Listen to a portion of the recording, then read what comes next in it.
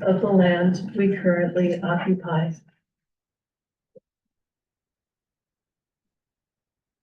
Labor and body recognition acknowledgement.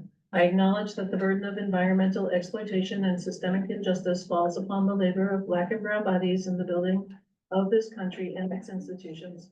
I remember that Black and brown people were born and died working this land against their will for generations.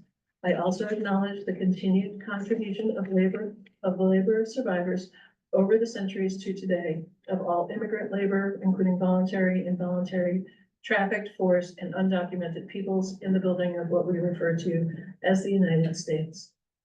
Author, Dr. Rochelle Rogers Hart.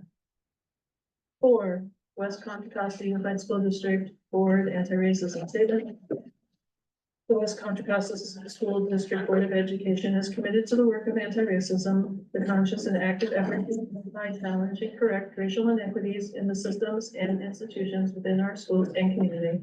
Racism, explicit or implicit, stands in direct conflict to the fundamental principles of WCCUSD education. To carry WC education into the future, we recognize that we must continually renew and reflect on the roots of racism and develop new ideas to meet the times. Unjust ideas and policies and the racial inequity they produce have shaped us, our schools, and our society. We strive to uncover unconscious biases and practice anti-racism as individuals and as board members. We challenge ourselves to persist through the discomfort necessary for growth and learning, to deepen our listening and our examination of racism and oppression, and to develop a strong understanding of how our personal experiences and feelings fit into a larger picture of continual oppression. Each member of our school board, individually and collectively, is responsible for creating and nurturing an anti-racist learning environment where each student, staff member, and community partner is a respected and valued member of the WCCUSD community. We are uniquely positioned, and it is our responsibility to identify and dismantle racist ideas and inequitable policies in ourselves and across the district. Therefore, we commit to supporting anti-racist policy, programs, and practices for our children's education and well-being, while building strong and inclusive school communities. We commit to holding each board member accountable towards these goals and moving the work of anti-racism forward. We also commit to holding West Contra Costa Unified School District staff, students, and community to living these standards of anti-racism in our schools. Board approved, March 20th, 2024. Number 5, roll call. Dr. Moses, would you please take roll? Yes, good morning. Trustee Hernandez, Present. Clerk Inyana, Present. President Reckler, Good morning, I'm present. Trustee Gonzalez Lloyd, Good morning, President. and Trustee Jamila Smith. Good morning, present. Thank you. Okay, so now we're moving to announcement of closed session items. Disclosure of items to be discussed in closed session. The board will convene a closed session approximately 9:10, almost there, and receive public comment on any closed session item that will be heard. The board will then adjourn to closed session and reconvene in open session to address the regular agenda at 10:10. The items are conference with labor negotiators, public employee evaluation, interim superintendent. Then we will reconvene to open session. Is there any public comment on these items?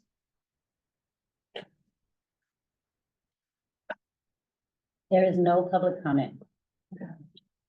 So at this time, we will recess to closed session and reconvene at 10:10. Thank you.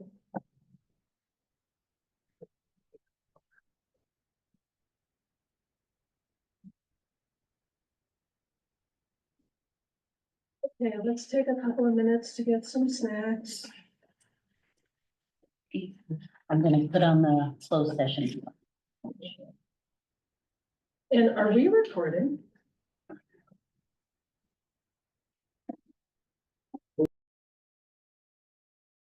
So we should be live, right? We are live. Let me put the owl on. It's the owl. I'm putting it on now. There we go. I think we should be good. Okay. Okay, so we should be returning from closed session. Hope that people can hear us. Oh, that's just you guys. Oh, that's I'm not yours. sharing with them. You can see that for a minute just because it's up there, Oh, but they okay. can't see it. Okay. I'm trying to fix it. So can we? You can go start. ahead. Okay, so You can see the we're screen. back at we're back from closed session. Oh, on this. And we will start with, C1, Dr. Moses, is there any report out of closed session? There is no report from closed session. Thank you. C2, agenda review and adoption. Is there anything here that people want to move or, anything related to the agenda? I think for time, I will wanna hold probably the board and district priorities up. Cause I know there's a time restraint also, but Okay, so you'd like to start with board and district Yeah. priorities? Okay, great. And then do you want to go to the second interim? And then the commitment to effective governance? Yeah. Is that a good Yeah, order for you? that's good. Okay, all right, so then, does anybody have any objections to that or any? Okay, so we'll start with board and district priorities for 2024. Update on the interpreter. I think that Rosa, she set it up on her account. I need to text her to see if she can Okay, assign the. is there interpreter. anything that I can do from here? I don't think so. Oh, maybe. Are you still, She's the host. you the host? Maybe she has to make you the host. Oh, yeah. Can you make me the host? Okay, can I Or make you a- full host? Make me the full host and maybe I All can right, do let me it. see, let's see how I can do that. Shout out to Rosa for dealing with this all the time. because- Make host. Okay, so now you are the host. And host, manage language. There it is. 3 people. Oh, perfect. Okay. Okay, thank you, everybody, for bearing with us. We're learning new skills.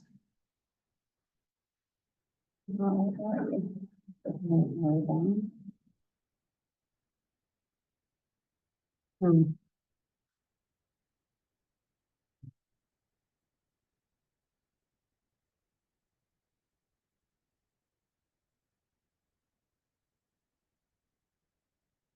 Do we have, Miss Aragon, can you unmute?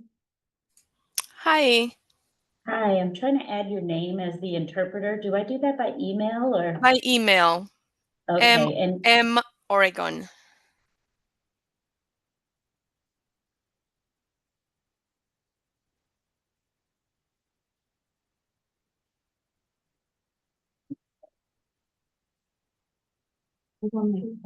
so added you on, but it doesn't seem to Do be. you hit the add interpreter button? No, that's to add. Oh, that's add more. Do you hit Yeah. end and then you're added? Okay, well, can you connect now? I see your name listed. No, I still don't see the function. Okay, I'll keep working on it. Give me a minute. President Reckler, do you want to share the presentation so we can get started, or do you want me to do it? It's pretty organized. Okay. I will do it. Maybe. Okay, Miss Aragon, hold on. I'm gonna ask Rosa to fix it. Sure, thank On you. Oh. Oh, Rosa's gonna do it. Oh, Bless you, sorry. Rosa. Oh, Okay, so I will share screen and you can get started. Or should one of us share so you can keep working on it? Uh-huh. Oh, you all have this by email? Yeah. Okay.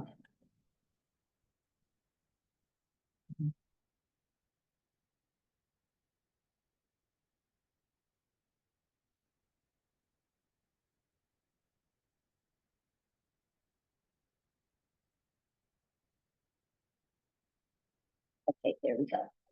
Where would you like to start? yeah, sure. We're gonna tag team this. So welcome to our board retreat, March 29th, 2025. Next slide. So we are here in the service of children, of our community's children. Many of us are our own children here in this district. It's the community's children. And then, oh, I love the Wordle.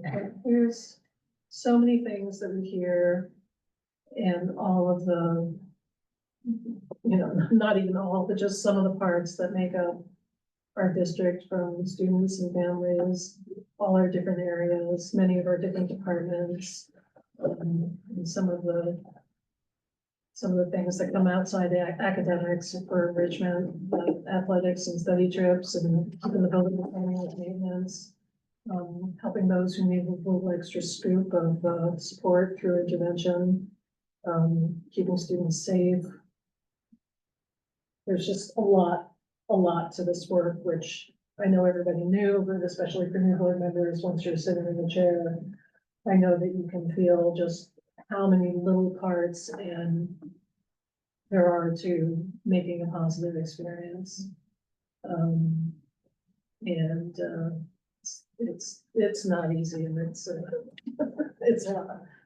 Would anybody like to make any comments on what you see here, or anything that resonates?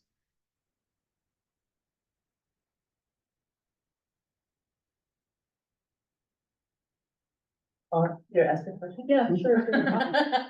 I mean, commenting, If anything strikes you about what you see?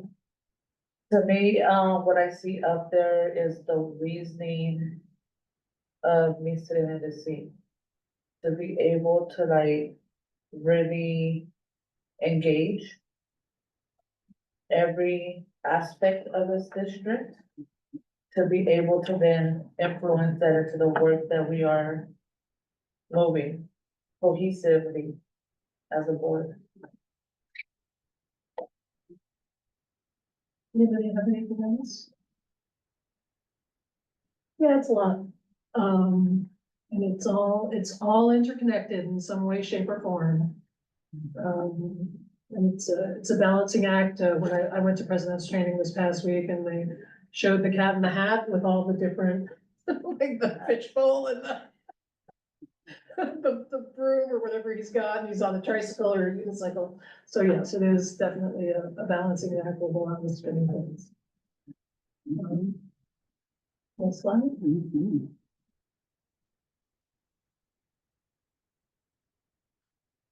And then here's our basic who we are.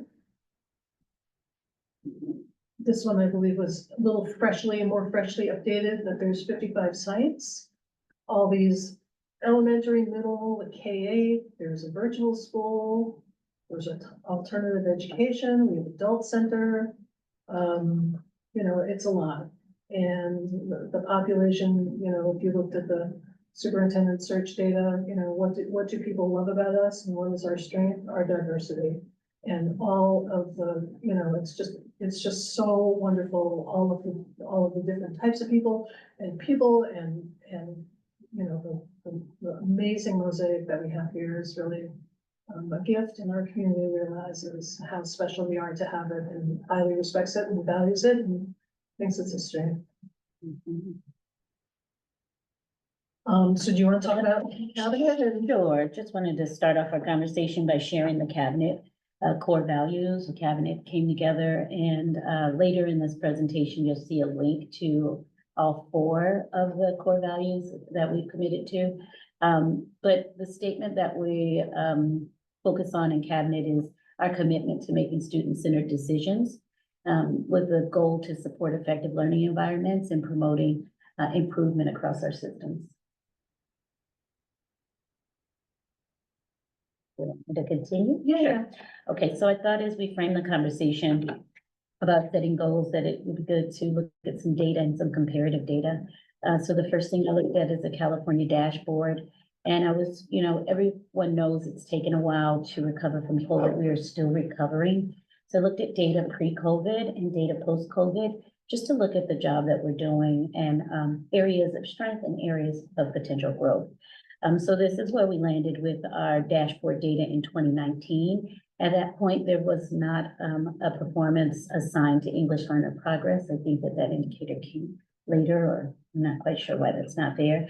But you can see that we had some work to do for our absences and our suspension rate, but we were doing quite well with our graduation rate and our college and career. We were about middle of the road with language arts as we were building. The math, we had struggles. In the evaluative areas of how we're doing with access programs and providing the materials required of our programs, we were meeting the standard in all of those areas. We continue to meet the standard in all those areas, but what you'll see here is our current dashboard for 24-25 says standard not met. In working with the county, they do agree that our standards were met, but as a rule of these reports, because we missed the deadline for submitting this information because the DL cap was late to be approved, this is the impact of that. So our dashboard shows that we did not meet, but we actually did. But when we look at our other areas, we've improved in addressing the problem of chronic absenteeism, but unfortunately, we've seen a decline in some of the other areas. The English learner progress, we're also working to improve those systems. So as a district, we've got a lot of work to do because we're still recovering from COVID, and we also know that in the area of mathematics, we've been kind of stagnant, and that's a focal area that we're working to improve. But we just wanted to share the comparative data that we are still recovering and trying to improve our systems and our outcomes. So I wanted to share the same information with our ELA and our math, just that pre-COVID, we're almost back to where we were pre-COVID, but we do see that our percentage of students not met has unfortunately increased in the area of ELAs pre-COVID to today. And also, as you can see there on the slide, some of the shifts that have been made, not extreme shifts, but shifts nonetheless. And, you know, this points to us needing to focus more on our students who are not meeting standard because that percentage is largest. This is the same information for math, and it indicates the same thing. We actually saw a slight increase in our math, which is great, but we also saw an increase in standards not met in math. So we have a lot of work to do. We have dedicated staff ready to do the work, and I just wanted to be transparent in what we need to do as a district. All right. Okay. So looking, looking at the data that we just looked at, the question for today is really aligning the work of the board. And how we want to support that going forward, what our priorities are, what cabinet's priorities are, and hopefully all coming together to have an alignment over what we want to tackle. So.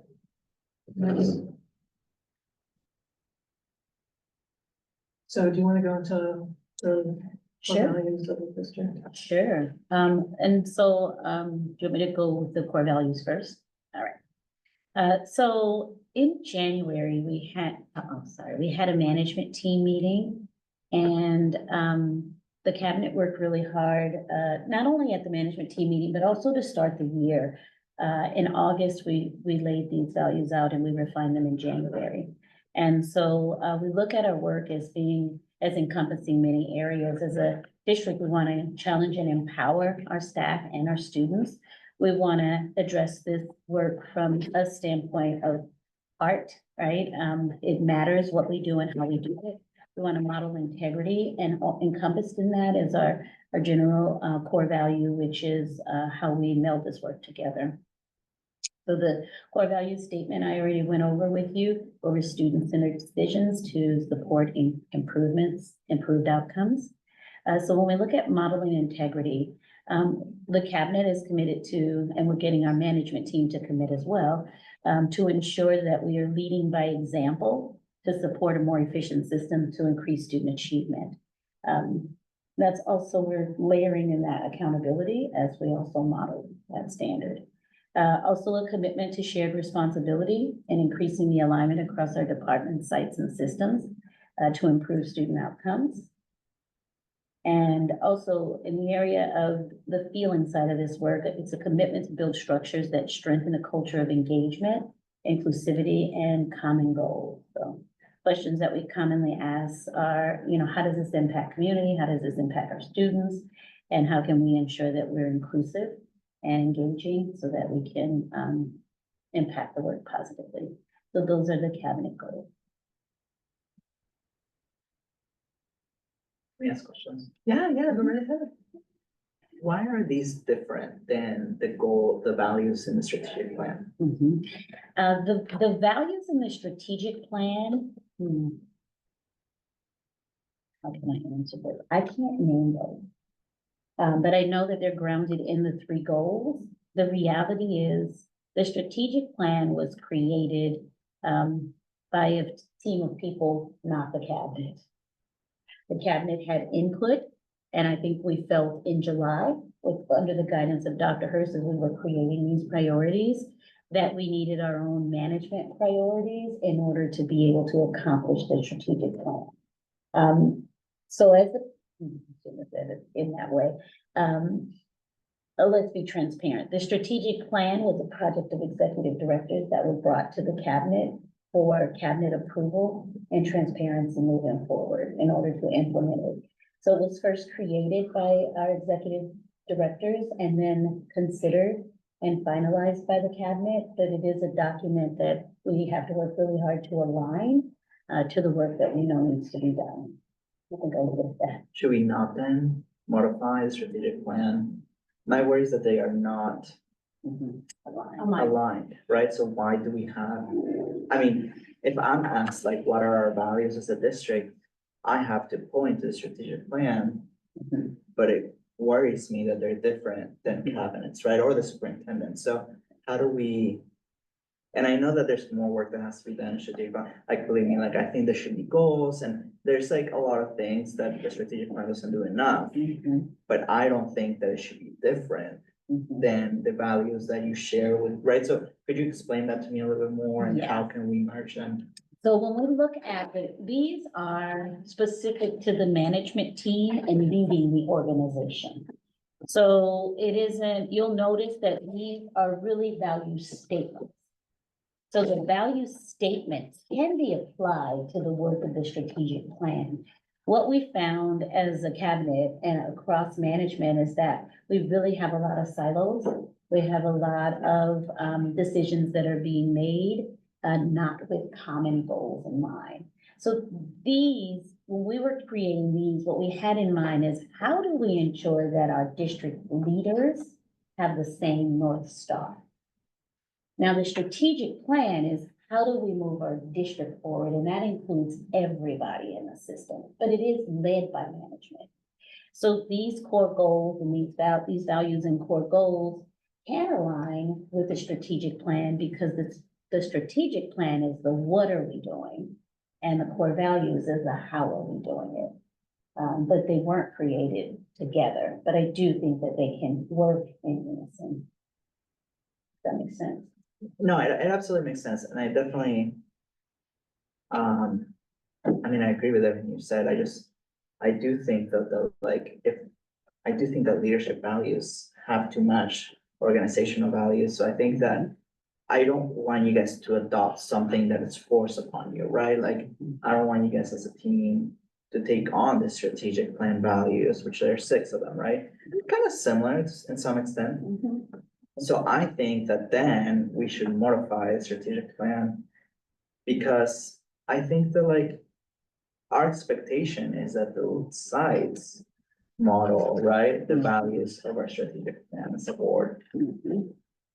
Which I'm hearing is a little bit different, so I want to support you and your team to execute your vision, right? But it also can't contradict or be different than the strategic plan, right? So I'm totally fine with that, but I think that it should be then changed because I send families and staff to the strategic plan, right? Not your values, right? Well, it's also my first time seeing them, but you know what I mean, right? So I mean, that's all. Yeah, so I'm hoping, and almost I'm gonna insist that that document is revisited.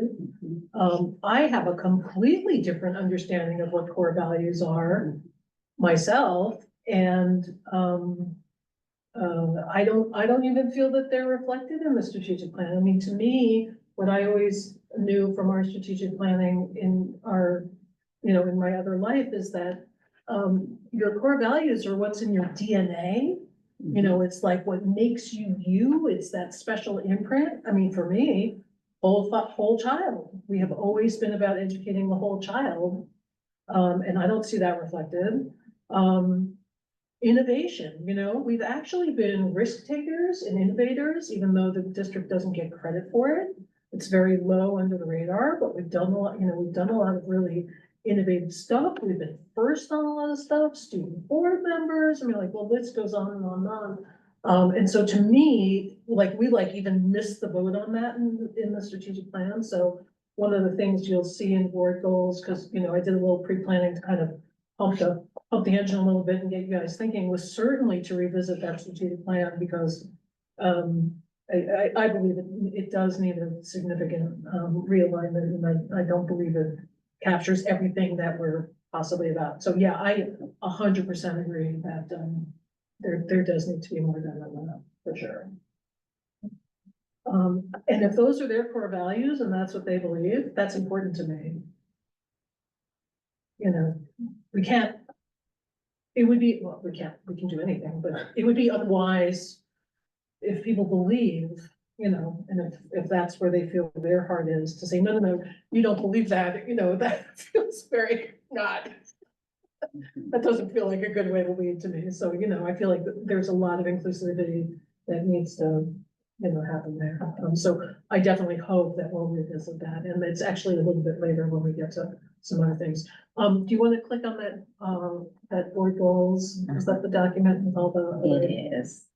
Okay, Okay. so, yeah. So you'll have here a document, really to prime the engine. Cabinet's thought about it. I certainly gave some suggestions to, get people thinking about the world and what we have here. And, if you wanna talk a little bit about, the things that the cabinet has thought about. Yeah, I'd just like to frame this. These are, in January, we looked at the strategic plan, and we thought about goals that we could accomplish from January to June. This document is reflective of not only the cabinet's thinking, but also the feedback from the board on areas in which you wanted to see addressed and improved. So the cabinet went through a process of looking at the feedback and also evaluating and analyzing where they are in each of the areas listed as a goal for our work. And when we really looked at the sum of the work and we put them into categories, what's an immediate priority and what's a high priority and a moderate priority. What we came up with in looking at all of the immediate priorities are the big three.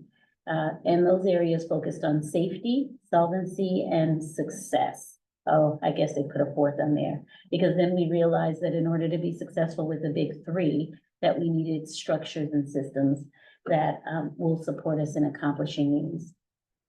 So to summarize the immediate goals that the cabinet identified, it's fiscal solvency implementation and including planned reductions, parcel tax campaigns, and efficiency and budget development, with the latter, I think, being the most important in this moment.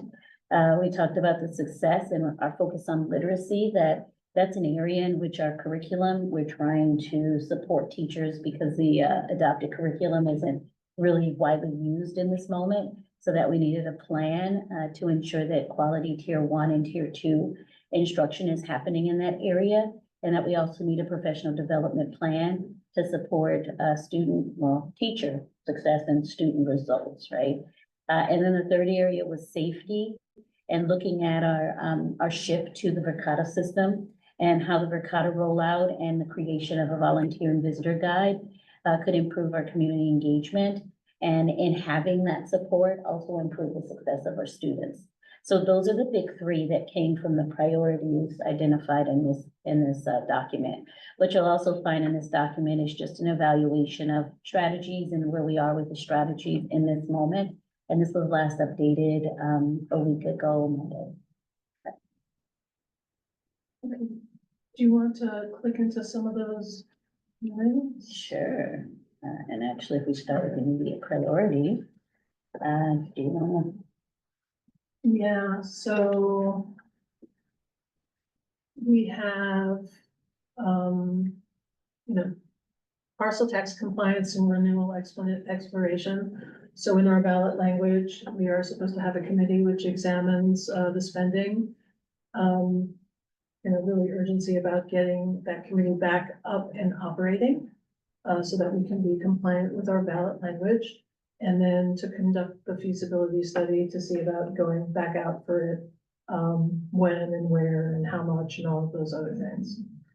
Policies, we have a few urgent things that we need to take care of in updating policies. Certainly in my mind, the undocumented and immigrant students, to take a look at that and making them as strong as they can possibly be, was certainly urgent, because it affects health and well-being of a large population of our district, and that has weighed on me, like day and night. Look, I get like all misty when I talk about this very emotional subject for me, so making sure that that was, as locked and loaded as we together is important to me. And to us, for their health and well-being, and, we get paid on attendance, and it's terrible, but that's the reality. The volunteer policy and the TB screening and testing, we do need some updates to the volunteer policy.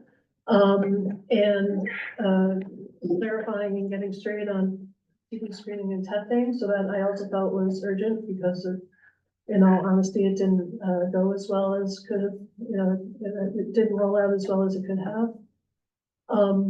Then for communications, really working on communications. What do we need to communicate? How, when? There's this whole website redo that, is supposed to be happening. So the, communications was extremely important.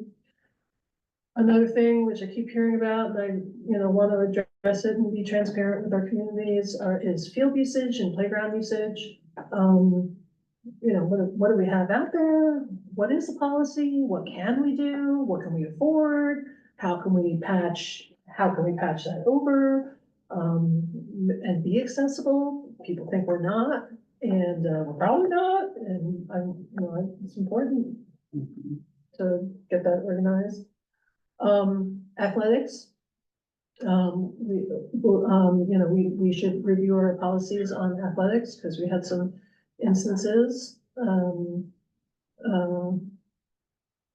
Right, yeah, I want to make that better, to get that opened up to people and make sure that we're being transparent and equitable and fair. Of course, attendance and chronic absenteeism. We're not the only district that has this issue, nationwide issue. It doesn't excuse us from trying to work on it though. And so what can we do? How can we bring people back? It's gonna take all of us, takes our cities, and what else can we do to ensure the health and well-being, long-term health and well-being of our children? Special ed, again, there's disproportionality in students being served, and there's also escalating costs. What can we do? How can we think about this differently? What do other people do? To better serve our students and have them be successful. Math and ELA goals. The data, says that we really do need to look at what is happening. How can we strengthen what we're doing? How can we look at it differently? Can we approach it differently? Root cause, barriers, really getting organized around those metrics. This is required by the law, the reading screener. So by the end of this year, we have to adopt a screener and have a good rollout plan. And to be really solid in that, understand what we're doing and why, and what we do with the data that comes out of the screener. How's it used? How do we use it to, how do we talk to parents about it? That's a real concern of mine. What does it mean? what do you do with the data? How's it gonna be monitored? I mean, there's a bunch of questions about that and, that is required by the law. Math curriculum and, having a flawless implementation schedule, and I say that because of Twig, where I think I didn't really understand what was going on, but we adopted Twig, and then I found out that not everybody had it, and I wasn't aware that that was gonna be a plan, or, you know, more transparency about rollouts and how they're gonna be rolled out, and that we do them well, and everybody understands. There's a schedule, it's transparent, parents know, you know, when we do things, I just wanna make sure there's like a real 360 around how we're doing it, there's buy-in in every area. The budget engagement committee, really important to continue transparency around the budget. And I found this in our policies. I guess I did know at some point that a committee existed, but I didn't know that it was actually in policy, and so I want to be faithful to what we have printed. We can always change it if we don't like it, but if we've got it, let's get moving. And so to educate and to also, you know, give some guidance on what people feel is important. I think it's a really great committee to learn and to get feedback. Mhm. And I just want to point out that we're moving into another category. These are high priorities that we're needing to restart, right? Yeah, I see. Yeah, so you'll see a list of Thanks. things here. Okay. Yeah, and there is what we just talked about. I'm sorry, I have a question in regards to the budget committee. Mhm. Are we able to revisit the bylaws? To Yes, include more community engagement, because there's a list of people who are supposed to be in there, but I think we're still missing a lot of key groups, in my opinion. So I don't know how, is it done in the first meeting or? yeah, so we can absolutely do that. And we can figure out how you can start it. You know, I think we're missing people at this table. And make a suggestion and we'll take I it already to have that. governance and discuss it and. I mean, maybe they can send us their thoughts on a draft, and we can Yeah. distribute it in governance and then send it to the full board. Yeah, for sure, yeah. Absolutely. Yeah, because I know we want to get that up and running as soon as possible, Mhm. but I think the bylaws and who needs to be on the table should be made more clear before we can even start with the first meeting and the direction, because what we have on the website is very confusing. Mhm. There's goals and then there's like multiple goals and then it goes 1, 2, 3, 4, 5, and then it goes 1, 2, 3, 4. So it's confusing of the core goals of the budget committee. So we do have to do I feel like a lot of restructuring, just to make the clear goals and the bylaws and adding more folks to it. So I should, And the other thing is that I didn't even know it existed. I just started, among governance, so I started reading every single thing that was in that. And it doesn't even say District Budget Engagement Committee. It says like some it has like a different. crazy Yeah. title that you wouldn't even know. So we can clean that up too. But yes, of course. Yeah, we're not a stagnant body. We need to keep evolving. Sorry, but you're the chair of it and I just. Yeah, Yeah. yeah, for sure. Yeah. And Mr. Hart's ideas are in that last line. I don't know if that is, Oh, he wants budget, parcel tax to come together. We need to check our ballot language, but if that, if the ballot language doesn't conflict, that's fine. It does all go together. Mhm. But we'll have to go, I could go back and pull that ballot language. I think it just says that there needs to be oversight, independent oversight, Mhm. so that'd be fine. Yeah. But we do, it's really important. People will learn from it, and they can ask questions. Mhm. It's a good thing. And just for clarity, President, you are obviously presenting these, but these were created by cabinet? Or were these created by you? No, me. Oh, okay, that's what I was confused. I thought these were created by cabinet, so then I was like, okay, so were Yeah, I they know, it says. were they given feedback by cabinet? So, January, February, when I presented the leadership goals and then the goals of the strategic plan, goal 1, goal 2, goal 3. These were pulled from those goals and a few were added. Got it. So it's, well, we presented what I think were 10 goals. They're encompassed here, but then there's also some additional things that are like subsets of what the goal. That makes sense. So we'd have to kind of put the puzzle back together, but it's not so far off from what the established cabinet goals were. That makes sense. And this is not meant to be only me. I was hoping this meeting would happen earlier. So I did some things to prime the pump first, and here we are in March, but it is not me. I want it to be everybody. So how do you want us to give you feedback as you go? Just because. Right now, Okay. go, yeah. Yeah. But I said the table, we don't have to go line by line like we're going, you all have access to it. But I just wanna also share something that might be important to the conversation is the last page. There's like 30 pages. I did try to get some, but just as you think as well, I asked each department to identify their big 3, like what they, and I don't know if you want to consider that, but I just wanted to name that that's at the bottom of the document, Yeah. just so that that wasn't overlooked. No, that makes sense. Okay, so, Well, man, Yeah, well, first of all, thank you for bringing it together. I mean, I think that it's really well thought out. I think a lot of it, I think really probably resonates with, I mean, definitely resonates with me, probably resonates with everybody, just with previous year's goals and current goals of cabinet. I do think that like, I would like to propose some of them switch around, like there's some that, a couple goals that I see that are on there that like moderate, that I actually wanna push high. And maybe some that like after maybe more discussion of cabinet, maybe they can be pushed down, but I think that there are like a couple things that are important to me. That I think should be put in immediate priority in certain departments. For example, I think in teaching and learning, I do want us to move the expansion of the newcomer program, which you've heard me talk about many times, you've heard me talk about, to an immediate priority, just because I do think that that's one of the areas where we continue to fall short in academic achievement, and it's because we don't have that resource for kids, right? Or for educators, right? So I think that the development and the growth of that program, to me, is an immediate priority. Secondly, for SPED, I think there are 2 things that you and I have talked about a few times that I think that I see as big issues.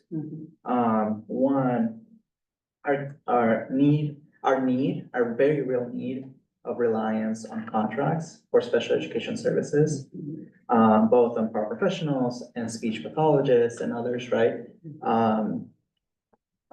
For various good reasons, right? I don't wanna say that like, it's not because they're not real, right? The vacancies are so real, for good reasons, but I think that like, we have to minimize that as much as we can, right? And then and this is something that I think every major district with a Southwest going through, which is our continued growth of expenses on Fed. I think that we just have to like dig deeper in understanding why. And I would like for the SPED department to bring us some proposals on how that's going to be changed over time, because I don't think it's sustainable. And I think maybe you might agree with me, because I think we talked about it in budget meetings. I think that like if we continue to spend another 10 million every year on SPED, eventually most of our budget will only be SPED, right? And I'm not saying that we don't want to provide the services for SPED, for students with special disabilities, but just in 5 years, we have double plus more our budget on SPED, right? And I think that like, there are good reasons for that post-COVID, but then I also think that there's some procedural and program issues that we have heard throughout the last couple of years that have also added to that, right? So I do think that also that's immediate because of the financial situation that we're in. That's it to start. You know, all of you guys know that I'm all for college and career CTA.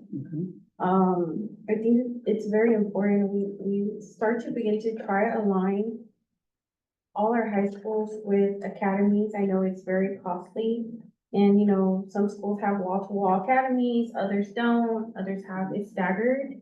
But also thinking of new career pathways for our students that they can look into. And, I know it has to do a lot with the state and the plan. But also finding ways to partner with like the local workforce boards of how we can partner in grants or partner in leveraging funds when it comes to work experience or internships, that way where we don't have to, it'll be cost effective to us and that department. So, I think that's something that we should look into, because there are a lot of grants that are gonna start coming out, especially around pre-apprenticeship programs and apprenticeship programs that I think we can, work with outside providers to try to bring in within schools. That's my area forte, sorry. Any thoughts, or they don't have any thoughts? I think I agree with the direction we're heading. I think we've had previous conversations, so it's been kind of highlighted in what was presented. So I agree, you've heard me say this a number of times, I agree about the newcomers Mhm. very, very much. Very much, I think that is, very important, for all the reasons that I've said before. Cohort, they know each other, it's a little bit more individualized. If you can get kids reclassified quicker, assimilated quicker, that means there's more opportunities sooner, and it's great idea, and I believe in that. Also the SPED, everything that you said, yeah, for sure, to try and just figure out how we can do that better, yeah, for sure, so I know that, I think that. I love the college and career and tying, getting kids out more opportunities to experience, maybe more experiential learning, all the grants, summer internships, I think that's really important, and our kids have told us numerous times that that's things that they're really passionate and interested in exploring. So yeah, for sure, so, yeah. I'm just making some notes in the document. I was like, the document just moved. I was like, And I have one more that I guess I would ask, like, is this high importance ongoing, or is this immediate high importance? Which is, I don't know where this would fit, so I'll rely on both of you to kind of fill me in thoughts. I mean, I do think that like our hiring and vacancies, Mhm. Yeah. like, where do we put that? Because I haven't heard anything about our numbers or vacancies in the last, I don't know, 8 months or something, so like, I know obviously, it's a priority for HR, but like, for the board, we haven't really, obviously, I don't know how to describe, like, seen it, experienced, like made it a priority, like where we're like talking about it or like putting resources, so like, how do we, like, would that be like an immediate thing because of our number of vacancies and everything, or is it just like our priority ongoing? I can, you want me to jump in? Yeah, I've certainly had some thoughts. So say I could, if I stopped the share, find a document to name our current vacancies, we do have some that exist. What I can tell you is that we do still have vacancies. I wanna say in January, when we last reviewed teacher vacancies, we had 60 vacancies.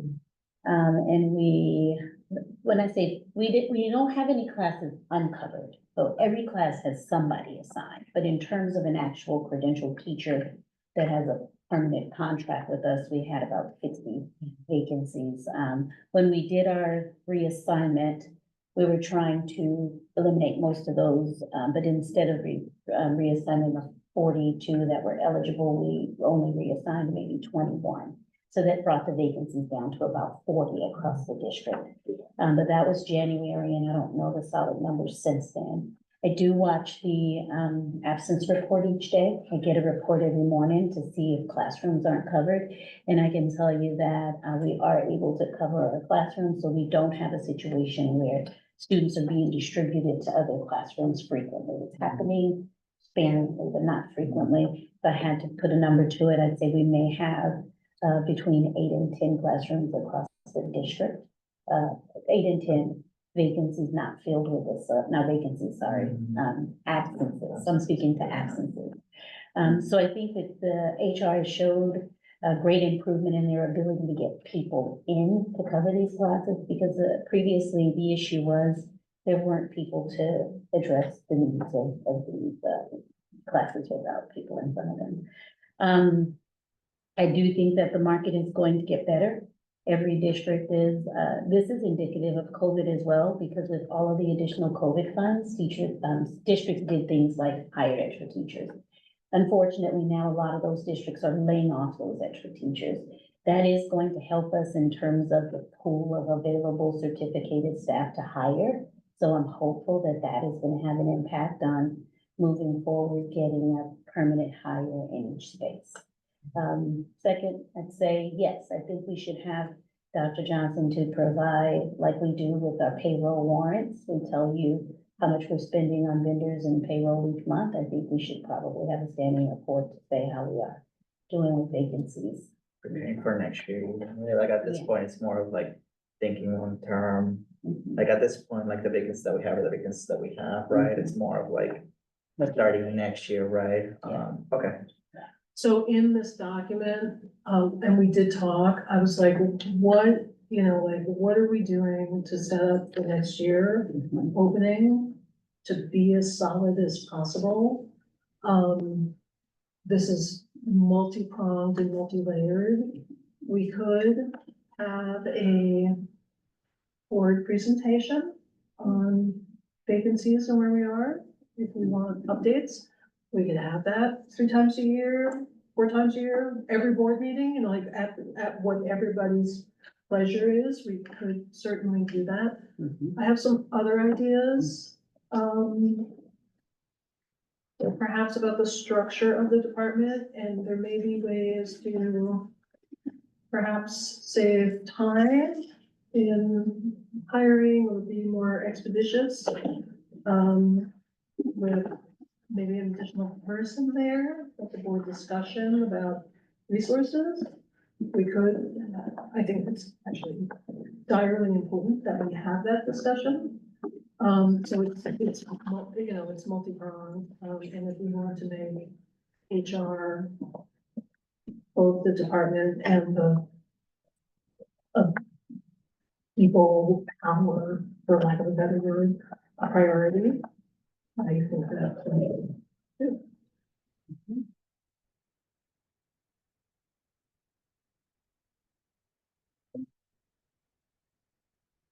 So you're saying keep it as a ongoing.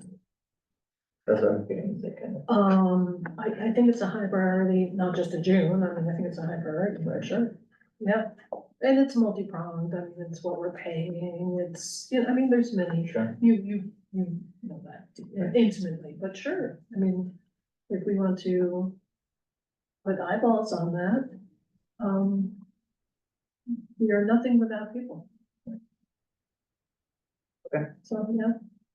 HR, there's a number of discussions that I'd like to have about that. Any thoughts here on? which-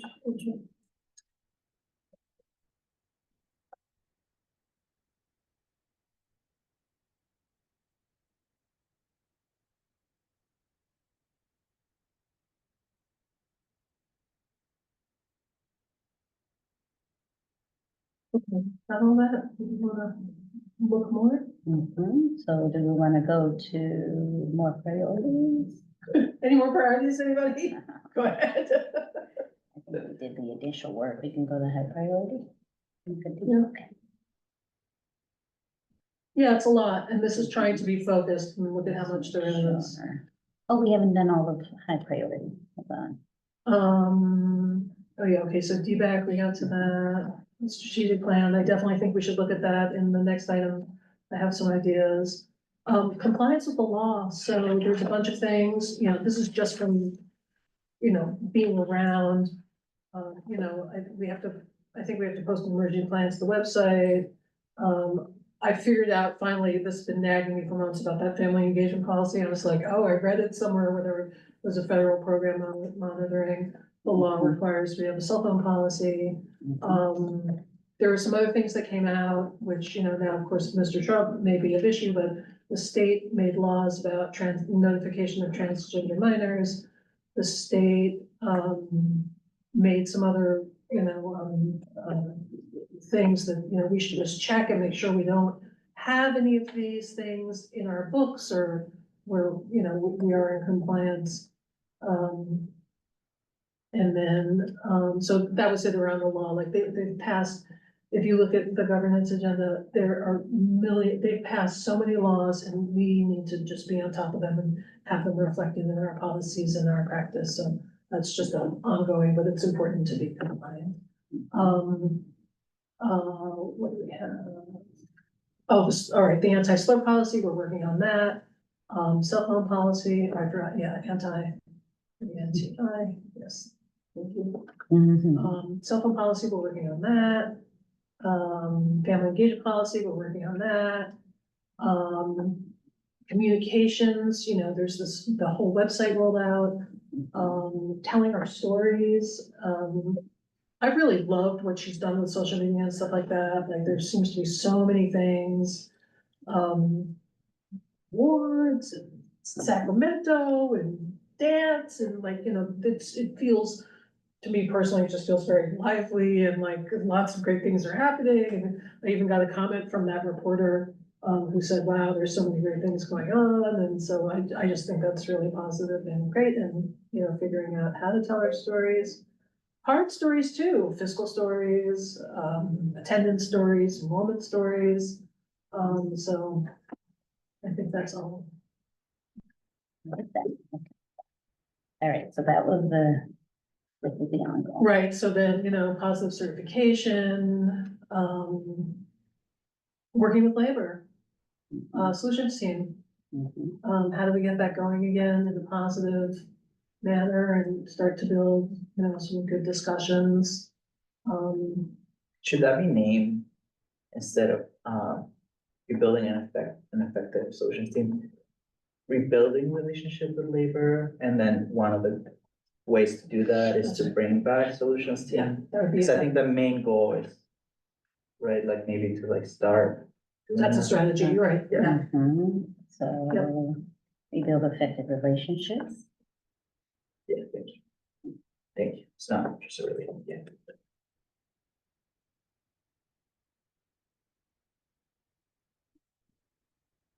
Can you put effective and collaborative relationships?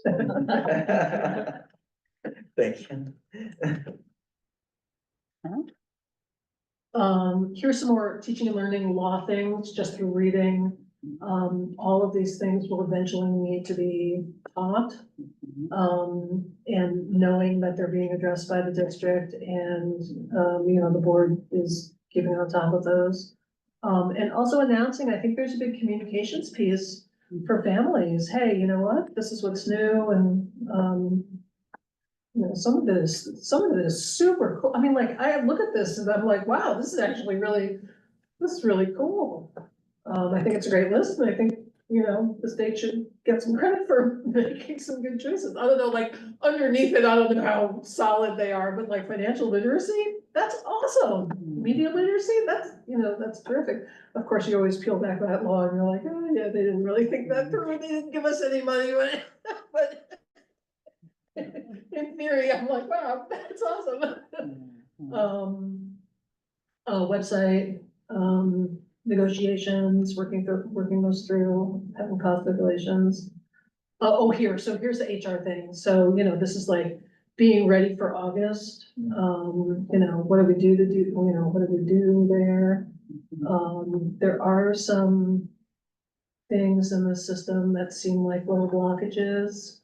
You know, what can we do to get rid of those, like the fingerprinting, I don't know. Hiring, do we need another person back there to push through applications? Do we need, like, what do we need to do to have a really good department? Do you guys know the time frame of like hiring, like how long does it take to bring someone on board? From the moment that they apply to the moment that they're actually either in a classroom and in one of our. That's a good question. The process, getting them processed to be our employee is not what takes a really long time. What takes long is in researching the credential, right? So there's a credential tech, like in the case of a teacher, the credential tech has to, they have to provide the official documentation of their credential, it has to be checked. And we have one person doing that for the whole district. So that if we hire a lot of people at one time, that creates a backlog, to your point of the structure and available people in HR. Fingerprints come back depending upon whether we have a backlog or not. They could come back as soon as 24 hours, but if there's something that triggers the system, then the system has to then do in-depth research, which could slow that down. Point being that if the applicant has all of their documentation in order and the fingerprints process immediately, then the entire process is, I'd say, 2 weeks, right? But if you have 100 people that you're processing, you aren't gonna get up through 100 in 2 weeks. So it depends on the staffing, it depends on the time of year. The work of hiring teachers, and new staff is really heavy over the summer, obviously. But the rest of the year, it goes pretty quickly as long as everything's in order. Does it take like, besides a teacher, right? Mhm. How about like classified staff? They can move even faster.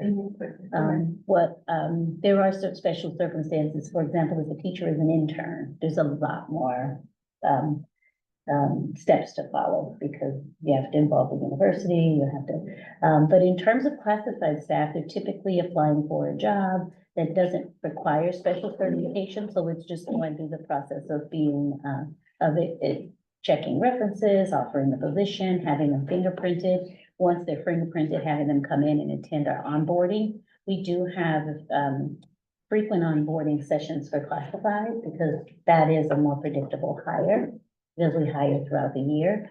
But the requirement is that they have these onboarding sessions before they start work. So, also some of the positions require testing. So it requires testing, after wait for the testing to be offered, and I don't know how often we're doing those tests. So those are things you could look at.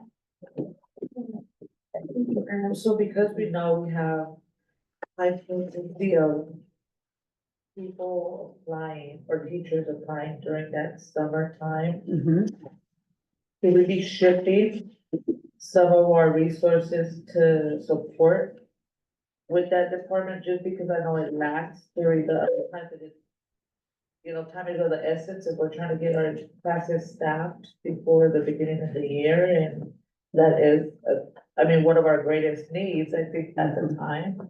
So looking into like the systems part of HR. Absolutely, and to your point, during times like this, overtime shoots up. Which, you know, I like the idea of building up the department, and you probably could pay for 2 extra positions for what we pay in overtime. But the issue is, the overtime is across many different sections of HR. How do we have a job description that's like, you know, can support? A lot of our job descriptions are very specific. If I'm a credential tech, I'm only doing credential tech work. If I'm a disability clerk, I'm only looking at disability. If I'm a benefits coordinator, I'm only looking at benefits. That department doesn't really have, I mean, they're very specialized. So I think we need to work to restructure and find some areas in which we can, you know, we have HR techs that have a broader job description, and that may be the area in which we need to increase. There also needs to be an additional clerk in the classified area. Classified actually doesn't have, they actually have to rotate their staff to cover the front desk because they don't have a clerk assigned just to welcome people who have come in with questions. Question. Yeah, How about partnering with I'm just talking because like internship opportunities for maybe our high school students who might wanna learn the front desk, like in the summer, they can work Mhm, and be paid through another organization, mhm. just to have someone be a paper pusher, because I know there's a lot of paper that has to be filed, that has, maybe thinking of like an internship opportunity, ways to bring our kids into this space so they can understand how a district works, what does it take, and just to get those clerical skills that they're gonna use in the long run. Yeah. Yeah, and I'll just Oh. answer that before we take the next question. We do have a process where we have student workers. And I do know that they've had student workers in HR, but they're typically serving a purpose, like there might be someone in the transition program that they bring in as a student worker, but I think we can broaden that. Schools, like my niece right now is an intern at Hercules High School in the Biomed Academy. She helps out in the Help Center, and it's a paid internship, so. I know at Hercules, they just went through the process of hiring lots of students to train them up for the workforce. So I think it's happening, but that didn't come from us. I think that's something Hercules just did on their own, and that's something that the department did on its own. Youth Works has a summer program, Okay, yeah. experience program. And I they saw did your some- ad. Two of my children were youth workers, so I know your program. Okay, got it. So- I would be open and, she'll probably die, but I would be open to elevating discussions on HR and what they mean. Mhm. What do other people think about that? I mean, I think that right now is the right time, because if they need recruiters, right, even if it's temp recruiters, this is when we gotta do it. I was just talking to a district, was like, oh, I just hired 4 people, right, like last week, Mhm, and it's, I mean, I see that that HR is already attending, mhm. but I've also heard year after year, that's one of the areas that like, like, so, maybe, I mean, yeah, I think that it has to be priorities sooner rather than later, but maybe it has to be a conversation cabinet has with HR, and then they bring us recommendations, right, instead of us, right, assuming what they need, right? Yeah. Yeah, Yeah. exactly, Yeah. we know. Yeah, I can actually, they have a lot of asks Mm. already, so. She's like, I'm ready now. So, we are aware of some of the areas in which they're asking for support, but, in this area, during this time when we're making reductions. It might have to be their one priority, right? Because of the reality that we're in. Yeah, the other area, and so we can't, as work needs to get done and we don't have enough people to do it, the work still has to get done, and that's what triggers the overtime. And, the overtime budgets are out of control, but what do? Like, one of the areas where overtime is really climbing is payroll. And that's because the number of time cards that they're getting on a monthly basis have exponentially increased, but the staff hasn't. So we need to look at things like that internally, and business services, we're evaluating payroll. But it's, there's also a cycle to it. So, and we also think there's some work that can be done with our cycle so that they're not getting all these time cards on the same day and you have 10 days to process them. So we're looking at both people and systems, and it's a lot. But I think that you're right to prioritize this, and I'd be happy to bring Dr. Johnson to present to you what they need, if that's where you want to start. And I think it's crucial because we want to run up our recruitment, Mhm. and without them having the support, it's just, we can go out to these job fairs and they can go out to, people apply, they come in, interview, but then they get stuck in HR because HR is short staffed, and, I think it should be a priority, because then that's gonna ramp up, more people wanting to come in, because people do get frustrated and we're like, well, I applied 3 months ago, got a call back 3 months after. Mhm. I got the job, then I still have to wait 3 more months, and then that's 9 months already that someone's waiting for a job. Mhm. It can change. Yeah, and there may be some shortcuts that are being taken that are harming long-term, Mhm. I think a presentation will be Yeah, ideal. I'm totally, I mean, to me, this is the heart. This is the heart, and if you don't have people, and you're not processing them and they don't, or the, we are at war for people. Mhm. Like, Yeah. so, yeah, I'm very open to that. So we're gonna push that up as a. And there could be some creativity, like one of the things you said about the job description. So maybe it's a different job description and then they're cross-trained and they can do two different things and then they can work on credentialing and then they flip and they do the other thing that they need when we're not processing 10,000 teachers. And then they, like, so I think there could be some, maybe, Some flexibility there, like it. Although the sense I get from business services and HR is that they're overwhelmed 100% of the time, Mhm. right? I mean, like Yeah. every time I've walked into those departments, they're always busy and overwhelmed, right? Because they're understaffed, right? And I mean, I just don't know how we fix that, like with our current reality, right? I mean, I Yeah, don't know, I mean, it'd be part of a longer Yeah. conversation, but our reality is also true, right? Like, we're making really tough decisions right now, oh, right? for sure. And we can also be like, okay, we're gonna have positions between businesses and HR, when we're cutting side positions. Mhm. So then like, I don't know how we fix that, right? But maybe HR can think of some really good ideas that will save us money in overtime and therefore, we can pay, that will save us long term. yeah, I like that, Yeah, there might be some creative, like, I don't know. yeah. We used to, putting my youth workers hat on, when I was summer school principal, the city used to provide us with student interns to support our summer school program. So, things like that, okay, good. Each school, Okay. anywhere each, but if we can get a wide MOU and get it going, I feel like the summer's coming up, we gonna get a lot of students. Okay. Okay. That's what keeps me up at night. Mhm. Custodians could be another.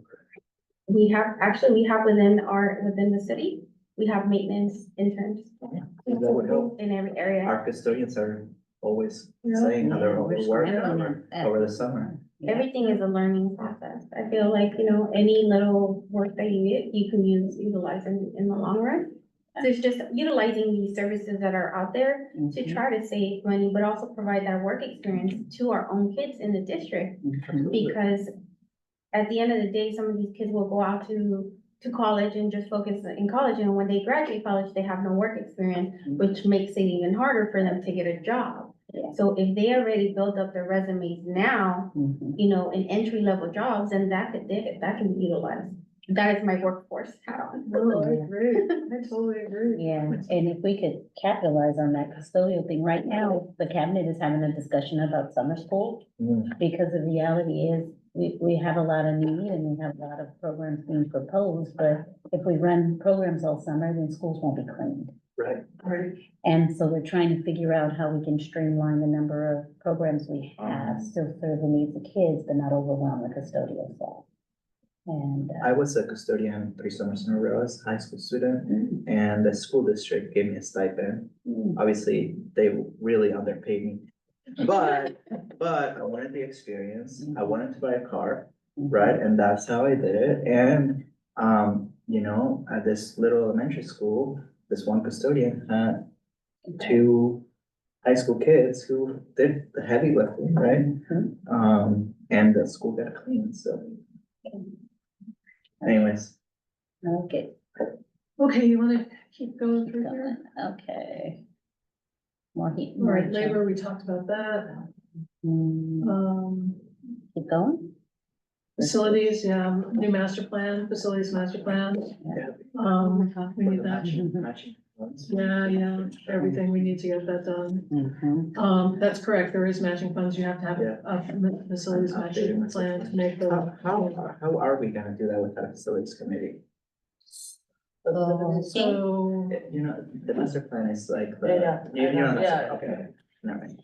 I I thought that's on what you the were asking. I'm CBFC. sorry, that's right. You got it. I asked the question of Melissa because of Ms. Payne, because when we were talking about the additional funding that's gonna become available for current and future projects, I know there are some requirements, and she said they'd already done the work to get in line for this money, and so that they had already had plans. But in order to apply for, so every project that we're running right now, if I understood Ms. Payne correctly, we did go through the process, because the state has this process of you can apply for support, and if it becomes available, we'll consider you. It says we're in line already for all of our projects, so we're in good shape to get the matching funds for the eligible projects right now, and for future projects, they're working on a new proposal for a master plan based upon a needs assessment. So what they have is a list of critical needs across the district, and it spans from complete school building replacement to, new floors. So there is a list that exists, and, she can bring that and present it, but ultimately they'll take the critical needs list and then propose what facilities need the most work, and then you'll take it from there to prioritize them. So we might not need a facilities committee to do that. I mean, honestly, I thought about it and I just think about how much these people have on their plates and I was like, you know what? It'd be great to have, but maybe for right now, we don't, just due to what they're under. Mhm. But that could come together quickly. There could be a few decisions made and then they have their list and they go. Should be a rubric. Critical needs is pretty straightforward. Is your building falling down? Is there, like. Mhm. It's a lot. Yeah. Yep, and it's a lot on the list. Yeah, so, 7-Eleven committee, I would love to finish that up because it gives us some more options going forward. Sorry, interrupt, what's going on with the 7-Eleven committee? So, our good friends here got elected to the board, so. I know that I don't know if some of you, we received emails saying people were no People longer quit, there. yeah. Where are we in recruitment? Cause do we meet quorum? I don't know. We don't meet quorum, At we all? don't have minimum, so it has to be minimum 7, max 11. And we don't have the minimum 7 at this time, I think there's 5 or 4. Yeah, they're yeah, a here. couple of people have left the committee. Yeah, so that needs to get, Lupe? Well, and same with Samantha, right? yeah, Yeah, she's so gone that's too, yeah. So that does So need to Liz? get. Yeah, that needs to get reformulated, and when they're ready, people have contacted me that wanna serve, I'm waiting for, I may have actually even sent them in, go talk to, I may have already done that, I can't remember, but if they are ready to listen, it just gives us more options. We could launch right into workforce housing, but I think we would have more options if we went this way. So that's why I'm in favor of finishing this and getting to the end of it. Maybe other people don't feel like that. So my understanding before you guys lost quorum was that there were recommendations that were No. drafted, no? That's what staff had told me. Yes, no, there were, but it wasn't. But it was a finished. committee But it approved. wasn't Yeah. presented to Yeah. the It committee. wasn't presented, so there was things drafted, but the committee hadn't seen it. Oh, you hadn't seen. No, it. so we had talked about some of like the surplus sites and which ones we were gonna recommend and the option for recommendations. But nothing was ever drafted, so I think the only thing to finish up now is maybe approval of minutes. And, the finalization of, or the approval of the proposed site. Oh, man, we're never gonna get it done. I feel like, I think it's doable. well, I've been waiting for 3 years. Well, I mean, I was only at the table for a couple months, but I think that at the time that we were there, we're at the end of this. Is there, It just has have to members happen. come in, have a look at it, let's improve this, move forward. And it has to be done in full transparency Yeah, to be able to like work on that partnership level that we keep talking about. yeah. Just because we cannot let people's many years, and I know some people were on here for years. Doing the work. To just kind of drop and rain, Right. so we need to honor that sentiment, we really need to finish this out. And if we have, make it a priority, if we have people that are submitted applications, because one of the things is that. We knew before this, and we kept elevating that, staff wasn't responsive to the conversations of like, some people are, and I'm highlighting Liz on that, Liz. I think for the time that I was on there, she only made it to one meeting.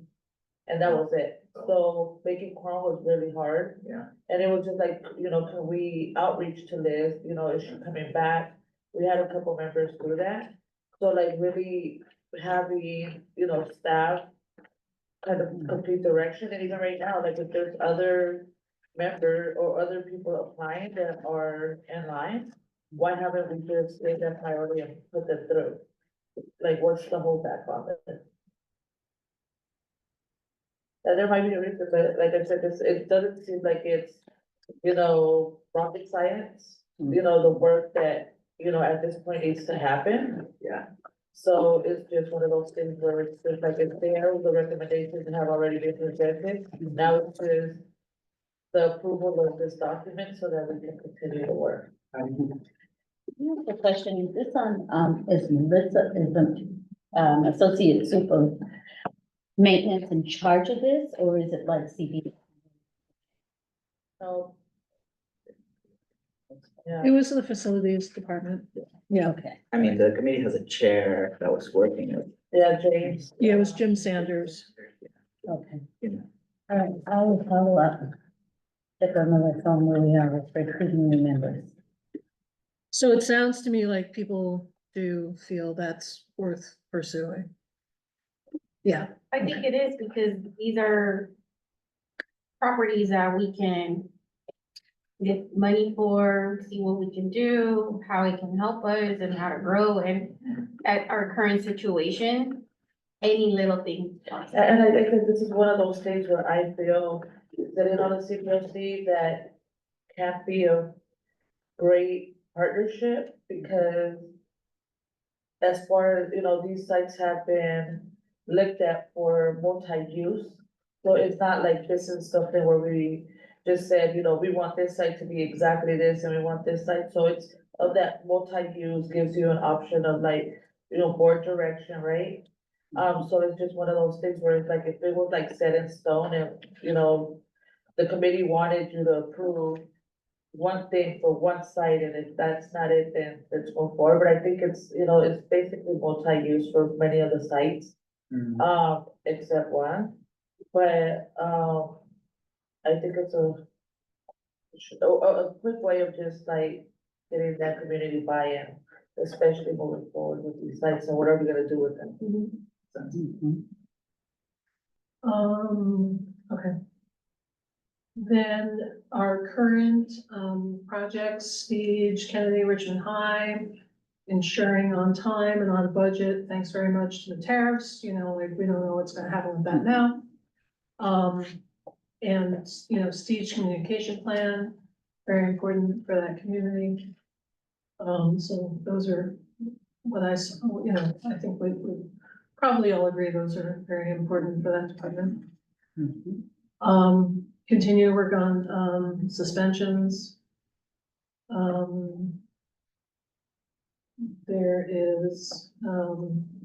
There has been reduction every year. I mean, there has been really good work happening there.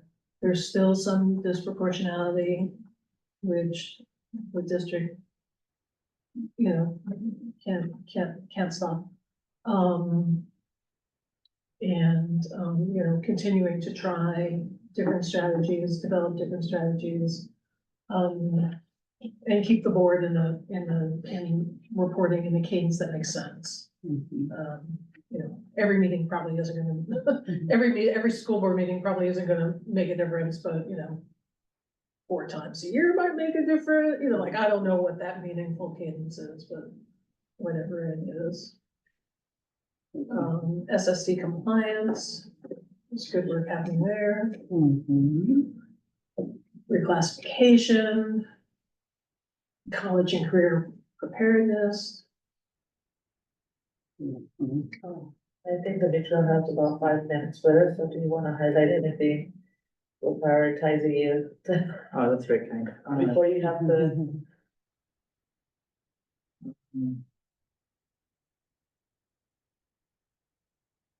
I can't think of anything else on here. You want me to scroll through quickly? Or did you already scroll through? I did, Okay. thank you, yeah. Okay, is there more? We're at the end, right? No, the moderate yeah. priorities, Oh, gosh. Yeah, we're almost done. almost done. I'll stay until we finish. Oh, yeah, okay, so contract process, too aggressive of a timeline, given other activities ongoing, okay, I understand that. Mhm. But, you know, the contracting process, I think there could be a working group brought together by the people who do it a lot, Ed Fund, BACR. I think there are some medical contracting people who might have some good feedback to give, you know, like, what do we need to do to make this faster? Mhm. And, have, you know, more streamlined process and improve accountability. So I'm always thinking about how to be quicker.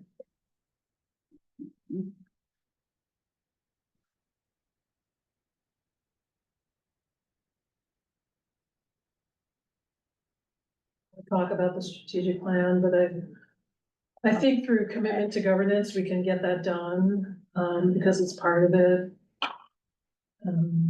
But the strategic plan needs some work. Actually, I don't think a lot this is my personal opinion. I think like all the pieces are there, it just needs to be streamlined and, you know, like made whole. Mhm. That's just a thing. A lot of it is red tape that is mandated by the state. Like you have to have procurement. If it's over a certain amount, you have to have 3 um, Bids, bids. you do? And even for contracts, and I don't remember what the amount is, but there's a lot of red tape that goes with compliance. I understand that. And so that is what bottlenecks the process and a lot like I think we can do some work with our application to become a vendor because I think that's like 100-page document and you've got to like submit a mini business plan to be it's a lot. So I think we can do some work there to maybe decrease the time and energy to go. I think, yeah. So You said how long is the application? it can be over 100 pages because they have to, they have to share a pricing structure, they have to give a rationale of their expenses, they have to tell their business model. It's, it's an extensive I process. would not apply. And that's for any contract, even if it's grant based, Mhm. coming in with their own funding.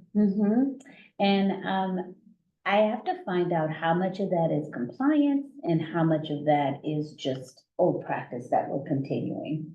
But it's, and then there are the insurance requirements from our insurer in order to make sure we have safe conditions for these contracts. I mean, there's a lot to consider, and there's a lot that they have to do to jump through those hoops, I guess I would say. And is there a way that we can have, and I'm just thinking like a checklist, a basic checklist of like, upfront, this is all the things that you're gonna need if you wanna come into contract with us.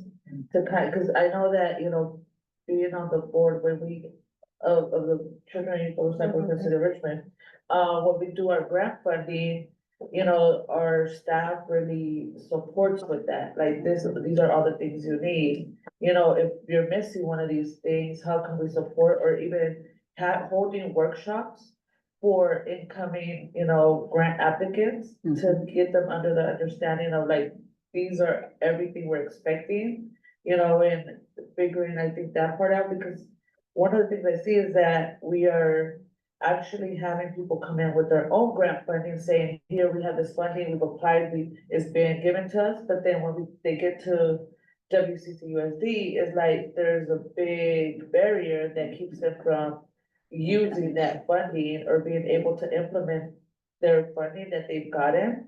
So that really, you know, is not supporting of the situation we're in right now, right? Like we need, if people wanna go ask for money on our behalf and wanna come do the work, then we should have a streamlined process open to that, and how can we make it as easy as possible for organizations coming in to do the work, with their own funding, right, and,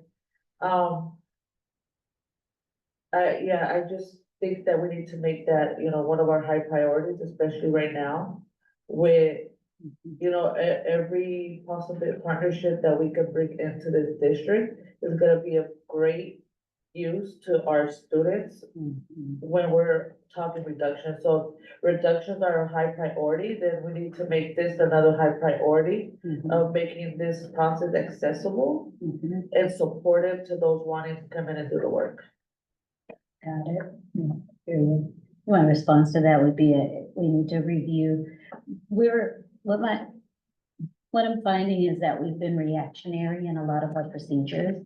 Something happens, and so we don't want it to happen again, so we put another layer Yeah. of accountability to make sure it doesn't happen again. Yeah. And I think those layers have just, Gone crazy. yeah, and some of them are layers that we created, and some of them are layers that the insurer requires, and some of them are layers that the state requires, but we aren't the only ones being reactionary. I know one of the largest barriers with our outside vendors is the requirement of the molestation insurance, because it is very costly. But it shouldn't be a barrier, and that's why Ed Fund carries so many of our contracts, because they're providing that level of insurance for those vendors who can't, they're smaller vendors that can't afford to So do it. there's a physical sponsor. They're a fiscal sponsor. Mhm. But with that physical sponsorship also comes the cost, right? Of them, Giving a percentage. getting a percentage of the funding Oh, due yeah. to their. They get, I think it's 20% of every contract. Yeah, they do well. Yeah, they really do well. And hope that they give that back to us, but not always. Because they do fund a lot of projects for our district too. Yeah, so especially when we have outside partners that have funding. For example, Addie Health is one, right? Addie Health has funding, but we still have to meet the requirements for fingerprints. We still have to meet the requirements for TB. So those, I think, are the things that have been the barriers, not so much the paperwork, because we do try our best. If they're outside vendors, they don't necessarily need to meet our fiscal requirements, right? But they do need to meet our insurance requirements and our safety requirements. And sometimes that is a barrier. Like, I worked with a vendor and they had 20 employees, and we needed to be able to access the fingerprint clearance for those people, because if something happened, we needed to know. So, and that was actually a so large a barrier that didn't happen, right? We didn't get the services because they were like, well, my people are vetted, and we needed to know, we needed to be able to know if anybody was dangerous with our kids. So I think we have to look at it on a case by case basis. But also I think we can look at they're also different. So I think we need like what we're doing with Verkada, where we have a handbook. This is, if you're an outside vendor, this is, because right now we have one vendor, one handbook for everybody, one partnership book. And we should have a process that's specific to what they're trying to do. So I'm thinking out loud right now, but I think it can be done. I think it can be done. It's just a lot of red tape when you're coming into a public school. And some of that we can decrease, but a lot of it we can't.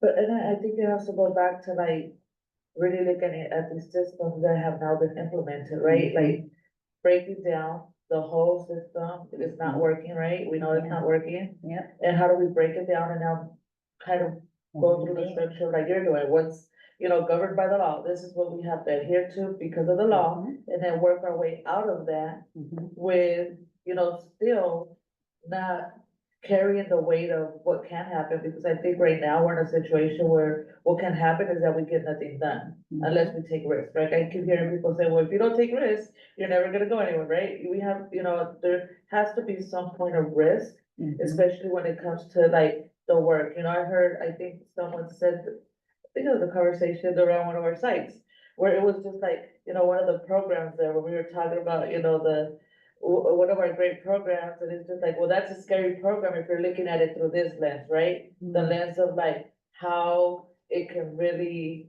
like, how could something happen that's gonna then put another burden on our district, that is like, but you know, this program has been implemented 15 years, how many incidents have we had, right? Like, coming at it, I think from both lenses of like, yes, we have to cover ourselves, but there's, you know, organizations that have literally worked here and historically, and it's like really looking deep into it and saying, okay, I know we have to be careful, but how many incidents have we had, or are we just being cautionary to be cautionary? And then we're not really doing justice to what they're able to provide. So I think it's just tearing the whole system apart. I mean, for me, it's easier to start from like ground zero. And like, even with this board, right, like, hash things out, let's throw it all out the window, like, let's start building from right now moving forward versus bringing in our baggage, you know, yeah, because we all have baggage, right? So it's that same system of like, let's tear it apart, dissect it, what is governed by the law. That gives us, you know, a clear detail of where we need to start, and then how do we now implement some of these safeguards that the district, you know, wants to put in, but also that gives the community, you know, that buy-in of supporting our school, because we keep saying, you know, we need partnerships, but at the same time, we can't say we need partnerships, but then we can't have you partner. I'm complete. Oh, we completely forgot. We were supposed to have the fiscal item. I forgot about Jeff and David. And they Oh. were waiting. Oh, gosh. So this is Um, David's. Okay, so are you leaving? Yeah. Okay, so I have your little list here for the calendar. Thank you. The rest looks good to me. Okay, and then, again, if anything you want agendized, please submit it. Thank you. Mhm. Sounds good. Okay, so, sorry to interrupt, but I'm sharing, so I don't see who's on the call. I completely forgot that they were on the call. So they do need to drop off. Do we Okay, so wanna- We have to Do you want, approve it. we don't, you can take, you can move to table and We if you can, want to. can we table it? Because I feel like we all should be Together. together and be able to discuss. I know we all sent like very detailed, and we have very detailed information, Mhm. back, but I think we should table it. The fiscal discussion? Yeah. Okay, and do you want to bring it back at the April 16th meeting? If, To ask if questions? we don't have, yeah, to ask like further questions, Okay, we can do that. and so sorry for keeping them on. That's okay. And they did respond to the questions in the email. Yeah. And so they do have some additional information. Yeah, I'm just gonna ask those publicly because they were great and they were better than what I. Okay. I was like, I apologize to Dr. Moses. I was like, I sent these over late. I know they can't answer them. I was like. They were good. They were really good. So we can do that on April 16th. Okay. Okay, sounds good. So I did let them know they could drop off. Okay, so we're moving to table and fiscal discussion. We'll bring that back April 16th. Okay, do you want to move to the governance calendar and put some things in it? Or do you want to keep going with this? I'm good if we move to the governance. All right, why don't we calendar. do that, and then I want to talk about commitment to, effective governance. Okay, before we do though, I just want to review, this was a great conversation and I've listened and everything that I heard, I'm gonna incorporate in feedback to cabinet. But still in terms of priority and direction. No specifics right now, just, I wrote down some of the big things. I think we had 5 of them that came up today. But I'm not clear if that is the direction. Do you want that to be, do you want to read it back? Expansion of the newcomer program. Review of SPED to assess the reliance on contracts and the growth of expenses. I count that as 1. And CTE, aligning high schools with academies. That one's gonna be a bigger budget issue. So I Yeah. don't know that can be like this year. And then the vacancies in the HR department structure. Yeah, and that's not tomorrow, Right. for sure. No, I mean, there's some big things. Mhm. But then I like the list that was on here, so are we just adding to the immediate priority list with some of the things that she just read out? Your choice. No, but that's what I'm saying, like, we are not dissecting this and tearing it apart. These are additional, I don't know if I heard you right, Rachel, you thought these were okay, but you also wanted to highlight and up some of those as immediate priorities? Yeah, that's what To I add on to the understood. list? Yeah. Okay, Okay, so we're continuing this work, the cabinet is, Mm. and in terms of the priorities of what the board wants to see back, we focus on these things. so I think the addition of those that were added. And is there anything you want dropped? This is not important to me today. This is not, we're gonna, Could I rephrase that? Is there anything, or maybe we can follow up with this, because I think they're all important. oh, yeah. for How do sure. you, how, if you want, like, we're elevating newcomers, right? Yeah. We're elevating HR, so we're elevating these things to the immediate needs list, so if there's anything else you want elevated, I think everything on the list is important. But I wanna be sensitive and I wanna take in the feedback. They have limited capacity. Mhm. And if three things need to be deprioritized to make up for the things that are being elevated. I wanna be sensitive that that happens too, because we have limited time, limited resources, limited people, limited budget, limited everything. So, you know, making it count, Can you go? and giving them Okay. permission to, Absolutely. you know, take the foot off some things. Back up, sorry. Keep going. Too far. Tap. Go down, can you go to the facilities one? I think, for example, the, I hear, uh, no? yes, yeah, go back up. This one, for example, I don't know if this one's like immediate, I think it's like ongoing, right? Like, yeah, we have to like maybe be like a little bit more, transparent with like our field usage and all that, but I don't know if it's like something that needs to be done like right now. Like right but- now, we could, Yeah. And maybe that could be ongoing. Okay. Instead, just thinking of like what you said, like, they're also overwhelmed, so maybe we don't wanna. Yeah, yeah. And I think some of these things are technically gonna drop off soon anyways, like the reading screener, right? The reading screener is not something that's so much, my understanding was there's options. All options are good options. We just have to approve one of the options and handle that rollout and communications attached to it. So it's just kind of solidifying some of the direction that we've been given, right? Mhm. So it's gonna get ready, once it's implemented, it's gonna drop off, right? Yeah. Yeah, and a lot of these are the policies that I think are gonna be ongoing, because they're coming through governance. Yeah. So I think instead of, they likely are high priority ongoing instead of immediate priority, Yeah, and so we can make those shifts. Yeah, but I wanna be clear that I would prefer that we didn't add, but we kept the size of the plate the same, if not taking some things off, you know. Mhm. so that we reshifting, can- where they're at, I think, you know, like, Demetria said, the field usage and athletic policy, it should be an ongoing issue, because it's gonna be, I think we also should get community input, you know, and see what is the process, learn the process first, then communicate that out. So I think it needs to be more of an ongoing. and it's more of also timing our procedures too, because there's this big misunderstanding, like I watched like the Richmond City Council presentation, right? And the city council member said, oh, the facilities are still closed, Mhm. yet, for example, I check the Anson High School every day because of that specific request, and it's open, right? So I think that there's also misunderstanding, so that should maybe be tied to communication, transparency, right? So, And I check El Cerrito High School all the time because of the tennis court, but I have to tell you that I've been lazy and I've seen the gate open, but I haven't actually walked in there and pulled the tennis gate to see if that's open. But I'm gonna start doing that, because I do see that gate open. But I think it also has to do with the usage, right?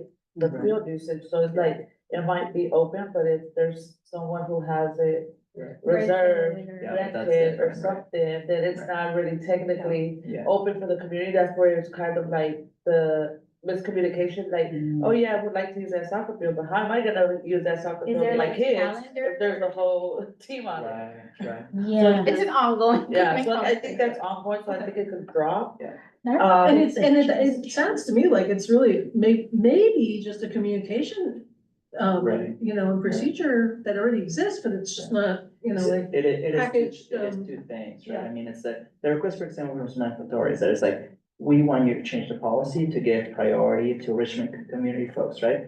So that's something that governance Right, we can look at over time, right? But like more immediate over time is the transparency of like, when are sites open and how can I access them? They are open, right, Monday through Friday, and people don't know that it's a single entrance. That's, I think, a problem that people don't understand is a single entrance. So people sometimes go to, Mhm. especially the high schools, right, go to the one of the 5, 6 entrances, they're like, oh, our facilities are closed, right? Or, Bring in a calendar, or- so but it people just- can see. or staff are actually No, not it opening just has them, to be right? And then open. it has to be more of a conversation with staff, accountability of like, hey, you do actually have to open it until it's dark, right? And it has to be, like I said, communicated, because if we have sites that are running extended, like after school programs, right? Right. That means that you can't come onto the grounds until X, X amount of time, so that means that right after school, you're not gonna have access to it, so I think it's more of a communications type of thing. And even having that highlighted out there. Mhm. All right, see what you guys Alright. did? I was supposed to leave, all right, all right, All thank right, you. thank you, have a good day. Yeah.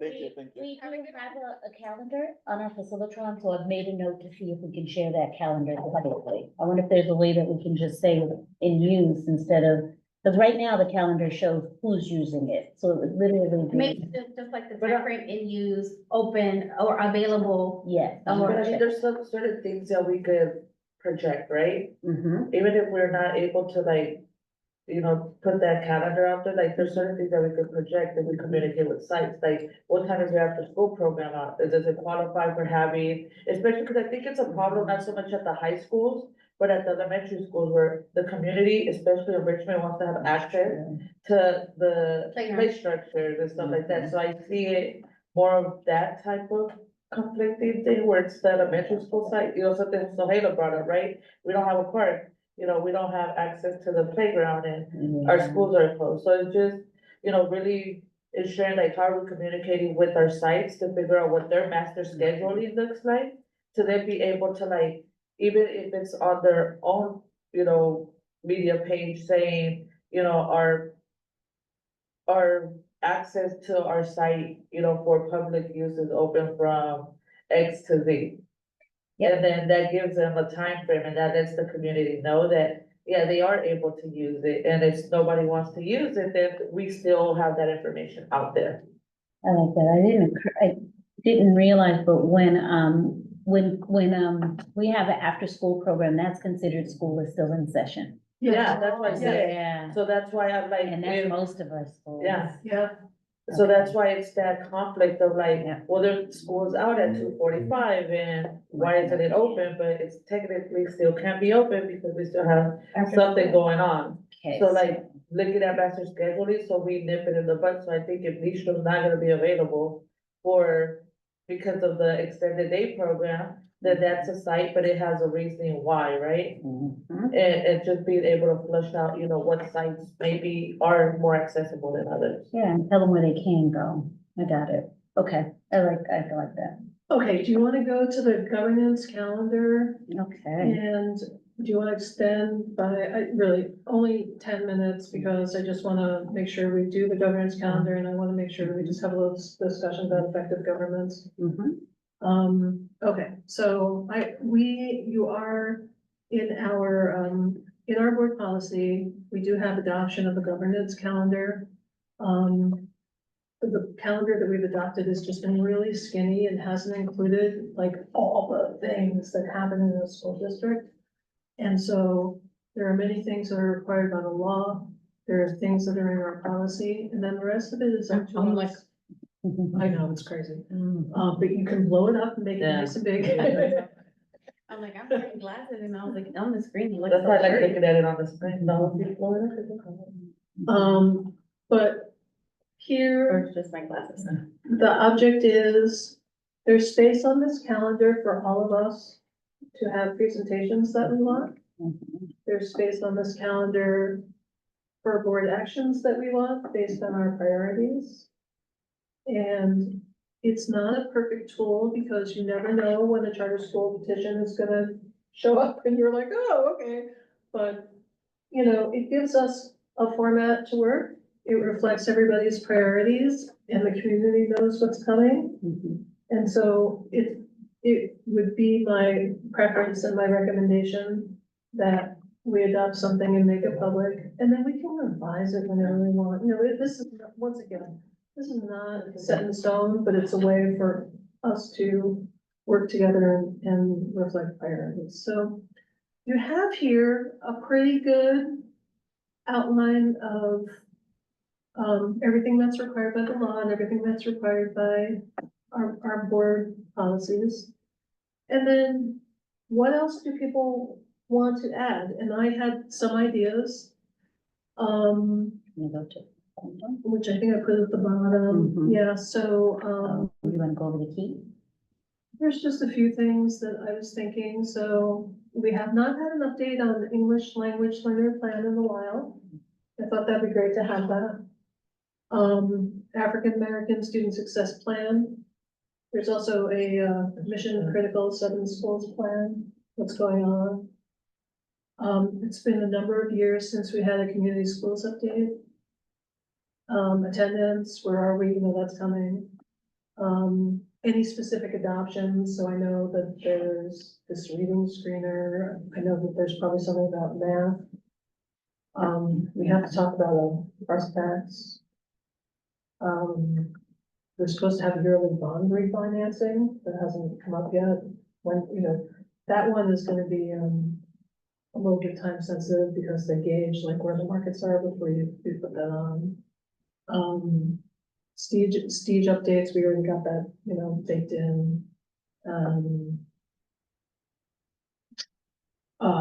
Increasing enrollment. New programs to increase enrollment, ideas about increasing enrollment.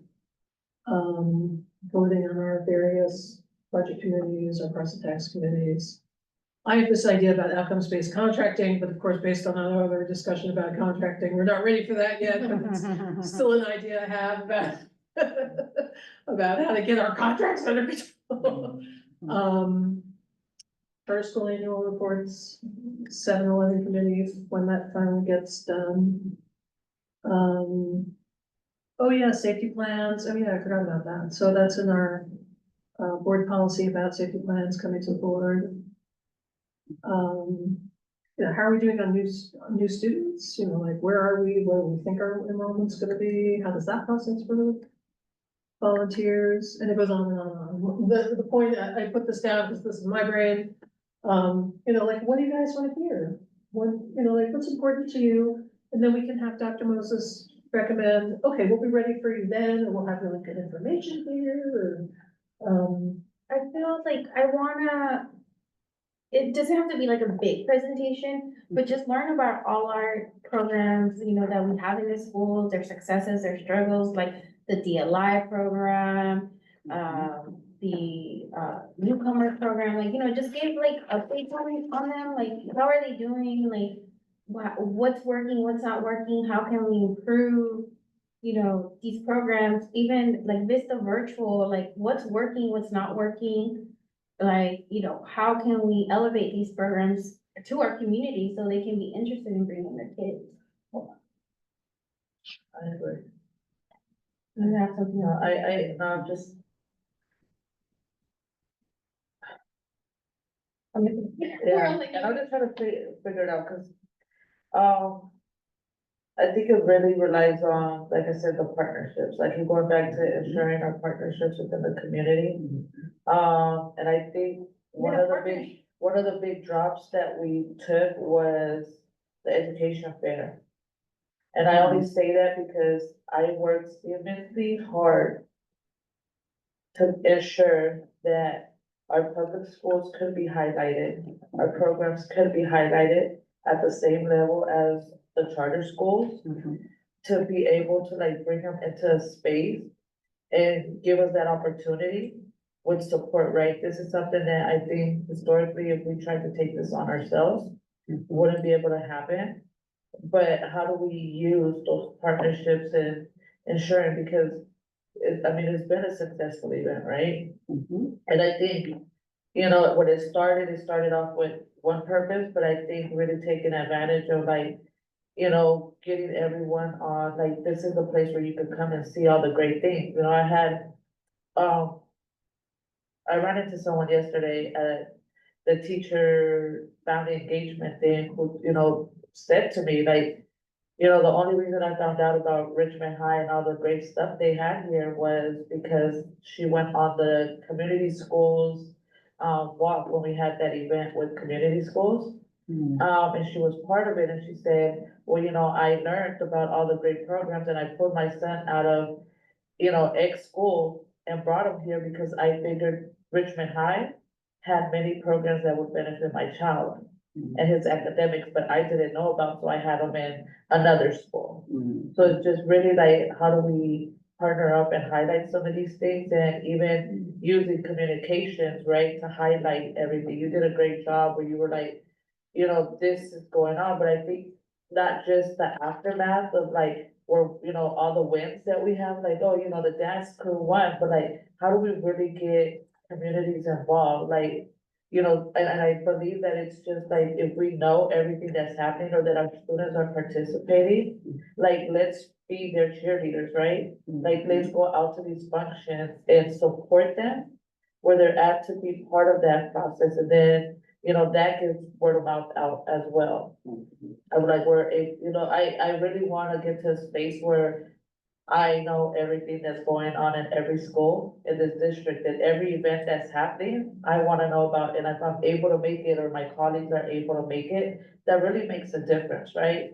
And that goes for not just like social events, but also trainings in particular, like, how are we gonna be, you know, that safeguard, you know, to partnership, especially around tense subjects, if we haven't made the connection with our constituents and with our teachers and with our parents, and